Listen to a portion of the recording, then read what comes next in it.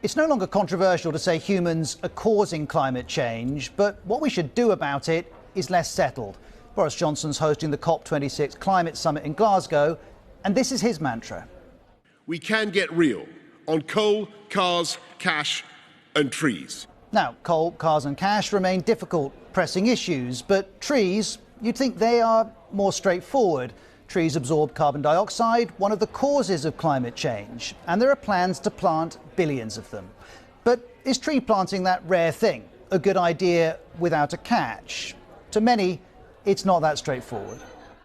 We cannot plant our way out of the carbon crisis with business as usual emissions scenarios. Or there's Dr. Kate Hardwick. She notes tree planting now dominates political and popular agendas and is often presented as an easy answer to the climate crisis, as well as a way for corporate companies to mitigate their carbon emissions. But sadly, it isn't as simple as that. Well, let's look at why there are questions about mass tree planting. Well, first of all, planting lots of trees doesn't necessarily mean you end up with more trees. Forrest Fleischman's a leading expert on mass tree planting. In September, he tweeted, "India's attempted large-scale forest restoration for decades. We've just published one of the first systematic evaluations of these efforts. We find that decades of tree planting have had almost no impact on forest canopy cover or rural livelihoods." That's right, almost no impact.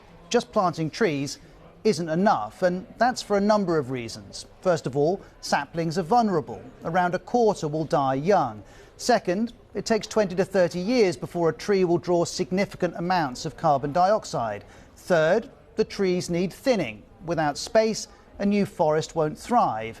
And fourth, if trees die and rot, all the carbon they're storing will be released. Forests are complex ecosystems, and mass tree planting won't easily recreate this. As three forestry experts put it, the current situation is that non-native tree species end up being planted.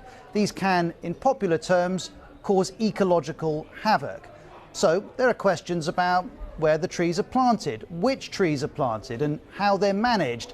And there's an even more fundamental issue. Is there enough space? We'll need something like 1.6 billion hectares of extra land. That's 5 times the size of India that will need to be planted with new forests. But even if we came close to doing something like that, we fear that's going to have a disastrous impact on farming and food prices and eventually levels of hunger around the world. As you can hear, these are grave doubts. But even if we put them to one side, there's another issue too. Here's Dr. Bonnie Waring again. Even if we were to cram trees into every corner of the globe where they could possibly grow, we estimate that they would absorb only about 10 years worth of carbon emissions at current rates. And it would take them about a century to grow large enough to do so. Neither the volume or the speed is enough, but those who advocate for tree planting don't necessarily say that it is. They argue that trees are one of many ways to help the climate. We need thousands of these solutions. We need to prevent our annual emissions. We need to draw down carbon that currently exists. And trees are just one of the most powerful of the carbon drawdown solutions. It's true, trees are crucial to capturing carbon that exists. What's more controversial, though, is that tree planting is also used for something called carbon offsetting. The idea is that if you cause emissions, you balance this with an action to reduce carbon elsewhere. One example's the band Coldplay. It wants its next tour to be as green as possible. Here's Chris Martin on one of their ideas. In terms of offsetting people being there, we're able to plant a tree for every ticket sold. Coldplay are doing other things too. More broadly, though, offsetting is now widely used by companies and countries as part of their efforts to become carbon neutral. And many, though not all, offsetting schemes involve trees. But some scientists just don't buy the whole idea. The whole concept of offsetting just doesn't stack up. The trouble is that all the nature-based offsetting solutions you can have in the world are fundamentally finite. There's no way you can say it's okay to have had my emissions because I've gone and planted some trees. Even if you plant really high-quality trees in a really environmentally responsible way. And this cuts to why tree planting is so controversial. It's not about if tree planting can make some difference. It's about if it takes a focus away from emissions. And as we consider that, this clip is perhaps useful, of the author, Fred Pearce.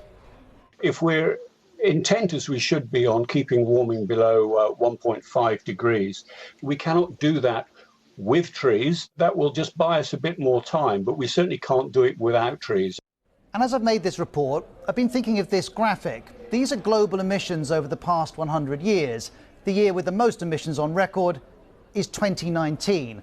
And while our emissions remain this high, the difference that mass tree planting can make is limited.